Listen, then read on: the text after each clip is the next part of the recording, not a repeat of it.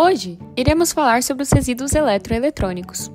O século XXI teve um grande diferencial em relação a uma questão: a tecnologia. A tecnologia veio como um marco para a população mundial, vista como seu melhor aliado, porém, ela pode se tornar seu pior pesadelo. E facilitando o dia a dia dos seres humanos, é muito mais comum vermos nas ruas celulares, computadores, tablets, do que era antigamente. Então, uma alteração ocorreu na ordem mundial: a dependência sobre a tecnologia. Resultado disso, houve um aumento dos resíduos eletroeletrônicos. Mas afinal, o que são os resíduos eletroeletrônicos? Segundo o glossário Gartner, resíduos eletroeletrônicos são resíduos de eletrônicos movidos à eletricidade que acabaram com a sua vida útil, né? Ou seja, eles não têm mais utilidade e, portanto, eles são descartados. Isso é uma coisa muito comum na nossa sociedade e deveriam existir maneiras de reciclar, reutilizar ou de até diminuir o próprio consumo. Como podemos ver nessa sala, existem inúmeros computadores, ar-condicionado, projetores e existem mais 6 salas iguais a essa, o que mostra a quantidade de produtos que nós produzimos.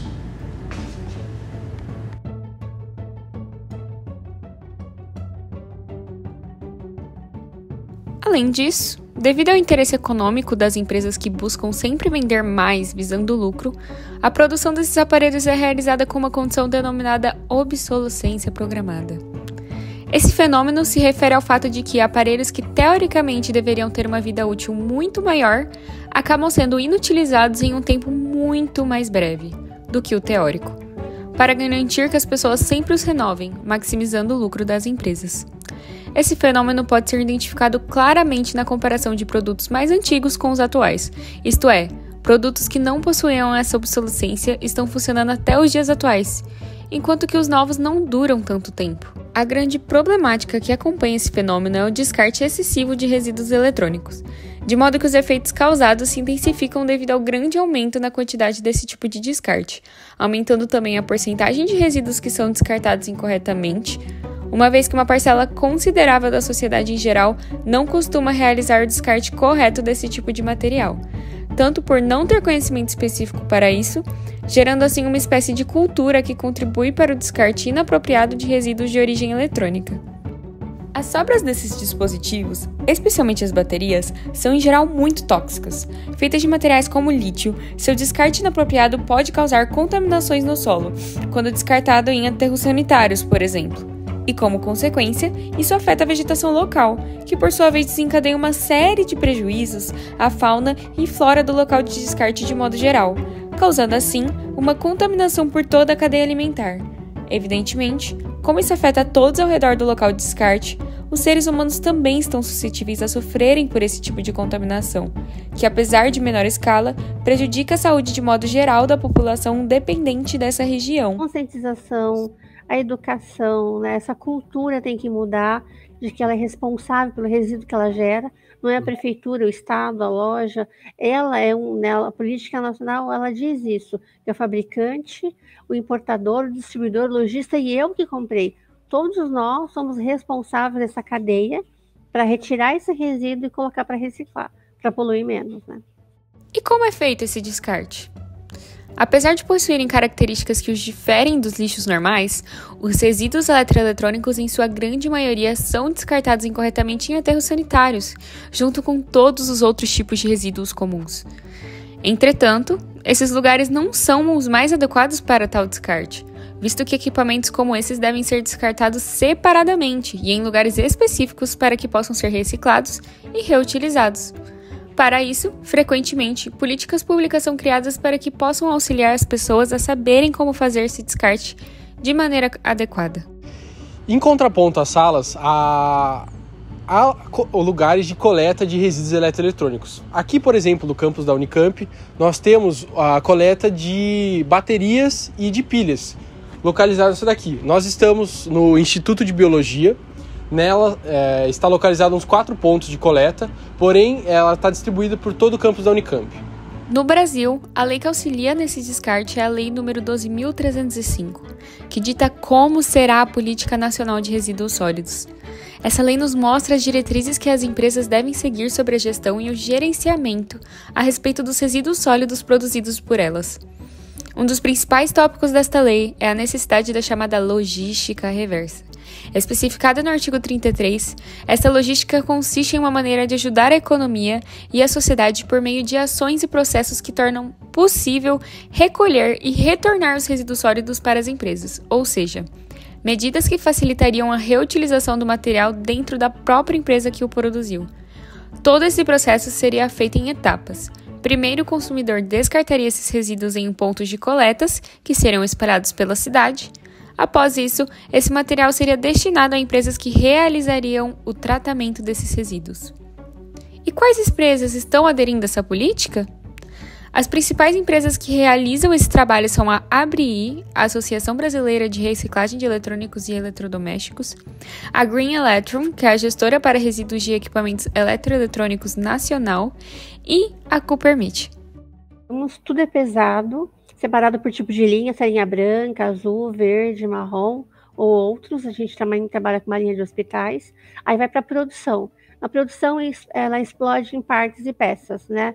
Numa fábrica, você pega um monte de peça e monta aqui chega um inteiro e a gente desmembra. Então, por exemplo, o plástico vai para uma empresa, para uma indústria, o ferro para outra, placa, os metais nobres como cobre, alumínio, que mais? O rejeito tem que mandar tratar, eu não posso jogar no lixo, né? Porque do resíduo eletrônico, quando você desmonta, parte é rejeito. Ah, mas como rejeito? Borracha, plástico duro não reciclável, tem alguns cabos e fios que não são recicláveis também, é feito de uma fibra, eu tenho que pagar para tratar. Aí a gente envia cada coisa para o local. Então, tudo vai para um local adequado. Então, eu comercializo esse plástico, esse ferro, essa placa, etc. Aí vem a renda da cooperativa, eu pago as contas e aí pagamos todos os cooperados aqui do projeto.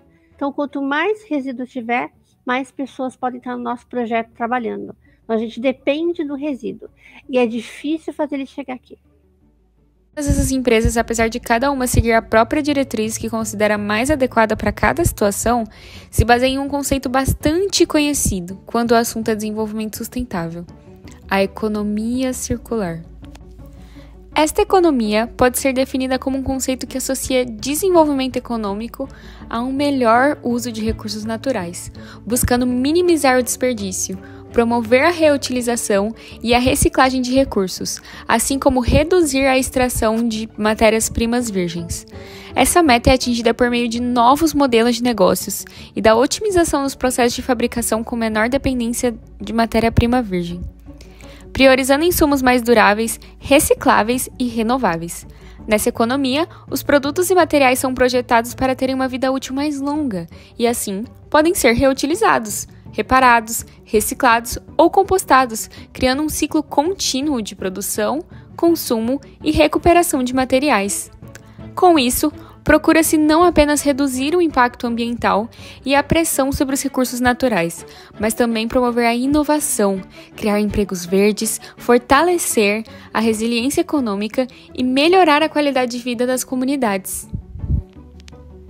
Diante dos problemas apresentados, é necessário criar soluções efetivas e viáveis, e uma dessas soluções pode ser a criação de órgãos governamentais que vão agir nessas pautas ambientais, como a ONU.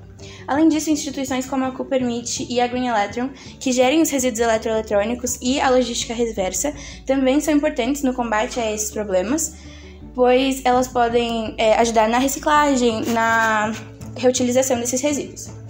Além disso, outras soluções podem ser a conscientização da população, a incrementação de políticas de reutilização e reciclagem desses recursos, que vão promover uma relação mais sustentável com a utilização e o descarte desses recursos. Assim, a gente pode concluir que é imprescindível que a sociedade e os governos se mobilizem de forma imediata e efetiva para enfrentar essa problematização que vem crescendo nos últimos anos relacionada ao descarte inadequado de resíduos eletroeletrônicos. Então, são vários fatores: a educação, a conscientização através da mídia mesmo, investir pesado sobre isso e criar postos de trabalho. Igual eu falei aqui, nós somos em 45 pessoas trabalhando na matriz e na filial. Eu não tenho mais pessoas trabalhando por falta de resíduo, porque a pessoa ela põe no lixo comum. Se ela levasse num ponto de descarte, num ponto de coleta, isso iria para uma cooperativa. E ela ia conseguir trabalhar e ter mais, né, o lado social, gerar emprego e renda para as pessoas. Então, o resíduo ele existe, só que ele não está sendo bem direcionado, infelizmente. Diante do desafio do descarte de resíduos eletroeletrônicos, nos deparamos com uma pergunta crucial. Será que o mundo como um todo será capaz de despertar a consciência necessária para enfrentar e resolver essa demanda urgente?